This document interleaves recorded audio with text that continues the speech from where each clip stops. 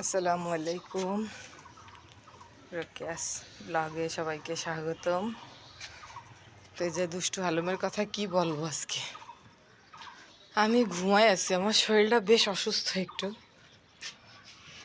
তো হয়ে যায় এবার আমি বলছি যে শুনো, তো আমার পাশে ঘুমা। এই যাই এবার লাঠিটা কই দেখি দেখি দেখি দেখি দেখি দেখি ঘাস খা, ও যে ঘাস খা। ও নিচে চলে গেছে কোন ফাঁকে, মানে কেন মা ওরে ঘুরতে নিয়ে আসেনি, কেন মা ঘুমালো, এইসব নিয়ে উনি আপসেট। উনি নিচে চলে গেছেন ঘুরতে একা একাই। মাশাল্লাহ আজকে আমার এই গাছটা অনেকগুলো ফুল ফুটছে, এই গাছটা অনেকগুলো কলি আবার ফুল ভরা মাশাল্লাহ। আর তো আমার এই সোনা পাখিটা হলো বেশি মাশাল্লাহ। আর এই যে বেলি ফুল তো ছাগা ফুটেই আছে একটার পর একটা। এই পাখি পাখি কে হাত দিল এখানে? আমার গাছের ফুল ছিঁড়ে ফেলেছে, আর পাতাও ছিঁড়ছে,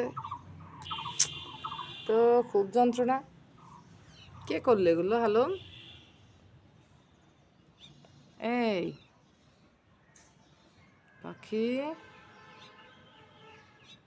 এমন পাখি তো ও চলে গেছে নিচে, নিচে চলে গেছে, ও নিচে চলে গেছে। আমি তো মানে ঘুমাইছিলাম, আমার ছেলে বলতেছে আম্মু ও কই। আমি ও কই মানে, আমি বললাম যে আমি ঘুমাচ্ছি, তো ওরা আমার কাছে দিস না। আমি তো তোমার ওর তো তোমার কাছে দিয়ে গেছি কালকে।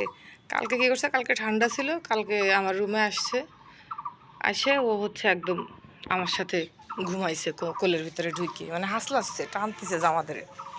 আর আমি চোখ খুলে দেখি ও পরে নিছি, ও কোলের ভিতরে ঢুকিয়ে ঘুমাইছে, অনেকক্ষণ ঘুমাইছে। আমি যতক্ষণ ঘুমাইছিলাম ও ঠিক তত সময় ঘুমাইছে। ও মনে করছে আজকেও আমার ছেলে যে ও ঘুমাচ্ছে, কছে মা ও কই। আমি জানি।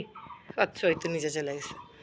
এবার যাই আমি চাবি নিয়ে গেছি গ্রিলের সামনে, কেজি গেটের সামনে যাই দেখি উনি বসে আছেন, ঢুকবে ঘরের ভিতরে, মানে ঘোরা শেষ, মানে গেছে মনে হয় 10-15 মিনিট হবে, ঘোরাটা শেষ, এখন উনি বাড়ি ফেরবে। তো পুরো দুষ্টু।